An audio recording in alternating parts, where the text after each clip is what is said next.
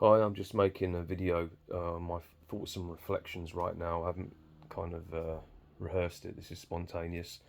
Funny enough, I made a video around in 2022, and I think around 2022, and I posted it on my Facebook yesterday, last night, and so I'm kind of doing the same again, just talking about um, what's been going down and trying to make actually a motivational video, even though I don't look motivated, I know. But this is what it's all about. It's about conflict in ourselves, and so I'm making this video really for any men out there like myself who are just trying to um, trying to make it.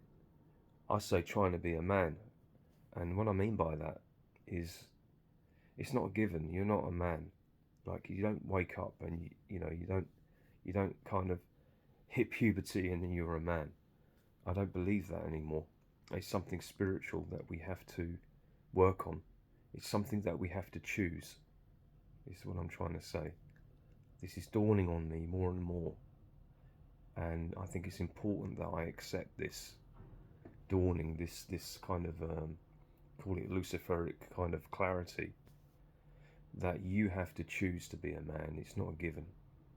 To be a male animal is a given, right? To act impulsively on your lower drive is a given, but to walk and serve your life, serve others in a higher state, to have a will to meaning, not just a will to power, as the philosopher Nietzsche said. Every man has a will to power. That's the animal man. It's the will to meaning that you have to choose. It takes depth. It takes a certain deepness.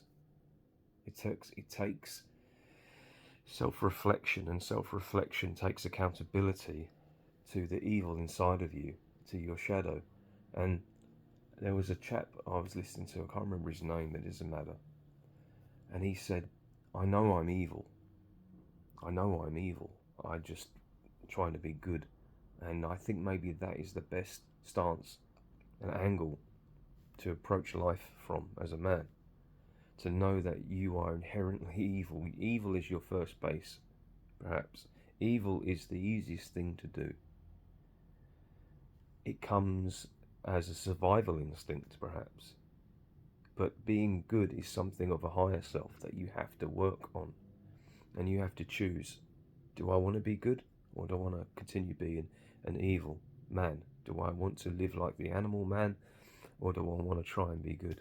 It takes work. It takes daily work, and it's bloody hard. And the more you shine a light on it, the more you are in conflict with yourself. You know, the man who is not in conflict with himself, who is walking around asleep, I don't respect that man, and I don't like him. The man who is in conflict with himself, battling with himself, is the man I respect. Is the man I can learn from. Is the man I want to be, because you can be good. If you're that way, you can be better. And if you're gooder and better, then you can help, and then you can help people. You can help protect people. You can help strengthen people, because that's what you are as a man. I believe you are supposed to help. You're supposed to protect those you care about in your tribe. That's what you're supposed to do, and that means being harsh, critical, judgmental, aggressive, even insulting, hostile, and even violent to somebody who means something to you. That's probably one of the greatest acts of love that another man can show another man, because they're not shutting them out of their world. They're keeping them in the circle, and they want to change them. That's the greatest act of love. That's the patriarchy is we all need the patriarchy. Men need the patriarchy more than women because it teaches us to be men, stronger men, harder men, tougher men, smarter men, wiser men, more loving men. They punch us and they keep us in line to say, look, you see how you fucked up there? Can you see how selfish you were? Can you see you were doing evil? And you go, yeah. How does that make you feel? And you go, I feel fucking ashamed. I felt like a coward, or I felt like a bully. I should have said something. I should have done something. Or I shouldn't have said something. I shouldn't have done that. And it forces you to reflect. And that's hard. That is the greatest love that we can show one another if we care. And that's the patriarchy keeping us better. And that's so important. I was reflecting on the manager and the boxing trainer of Mike Tyson, talking about the coward, the nature of the coward, and he was basically kind of saying, I guess, more effectively, more direct what I was trying to say. He was talking about the coward is first nature. He said every man, everybody's a coward, right? I guess he was saying that's a given. We're all cowards. He said everybody's a coward inside. Everybody's afraid of dying. Everybody's afraid of being exposed by the crowd. He said, but it's what the coward does that makes him a hero. And it's what the other guy does that still makes him a coward because he didn't act. So he didn't act on that hero impulse. Everybody is a coward inside, he said. And he said that to Mike Tyson. And that impacted him, and that impacted me, just listening to that philosophy. Now, everybody's a coward inside, and everybody, I say, is evil inside. Every man's evil inside. We have a evil drive, and we have a good drive. We have a coward drive, and we have a hero drive. And we have to work on trying to be good and trying to be the hero. And not being like a leaf in the wind, like that clip from the horror film Poltergeist 2 when the guy is talking to the big Red Indian chief, and he's talking about how you feel helpless like a leaf in the wind and you've got to take accountability for everything in your world. And I'm feeling this, I'm definitely feeling this. I'm sharing it with you. And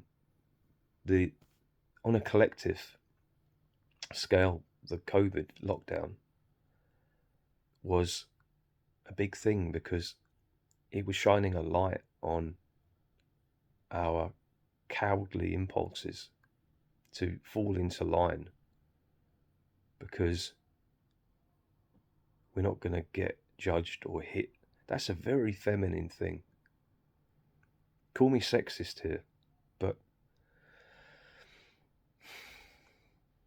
I'm probably going to get a lot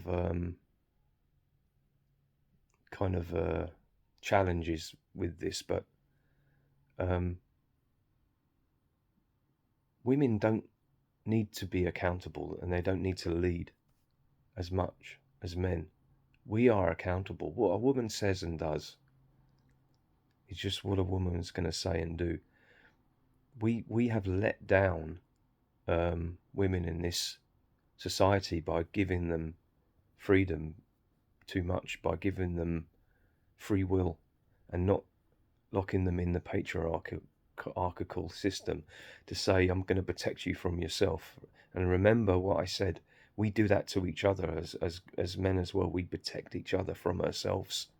The wiser man, the gooder man, the stronger man, the tougher man, the more heroic man, harder man, he's going to enforce the same patriarchy system on me, you, so that we can become better, because we can't control these lower impulses. We're going to do wrong if we had the free will, right? And that's what the patriarchy is to the feminine. It's a it's a protective arm, and that arm can be a little judgmental. It can be a little restricting to somebody that thinks they know better, and that's what we need, I think. Reflecting on, I guess, reflecting on the world, like Donald Trump as a character. That's why people are in such conflict with with Donald Trump, because they're in conflict with themselves as men. They're in conflict. If they got a real big problem with Donald Trump, I think they got a big problem with themselves inside, and he's forcing them to look inside themselves. And they don't like it. And it's like this stuff that this is unforgivable. I tell you what's unforgivable, right? As a man, it's absolutely unforgivable. Is what's happened with COVID lockdown and the needlecraft. You know what I mean? The medications, and grown men saying, "I keep my opinions to myself. I don't want to talk about it. I don't want to go there." Only a woman does that. Do you understand? I want you to understand. Only a woman does that to protect herself, because she feels vulnerable as a woman. She's made, she's taken actions, and she didn't have that masculine patriarchal good system, energy, the good minds of men to govern her, and now she's screwed up because she was led in a wrong direction by bad people. She should have been governed better. And the governor is with her husband, her brothers, her father, to protect her, to say, this is right, right action here. Don't make this choice. You don't make that choice. That's bad. We don't do this. We do this.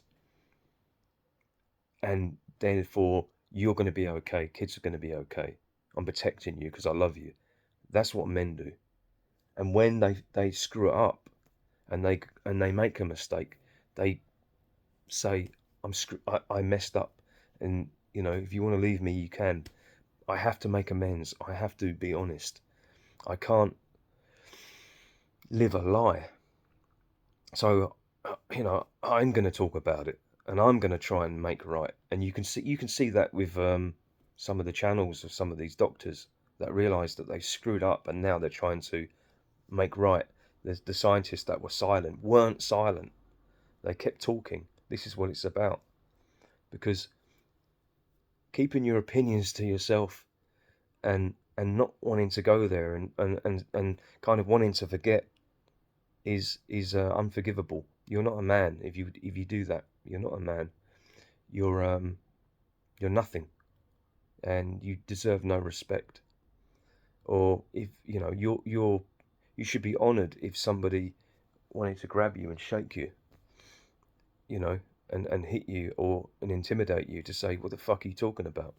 That you should be honoured that you are receiving that kind of conflict.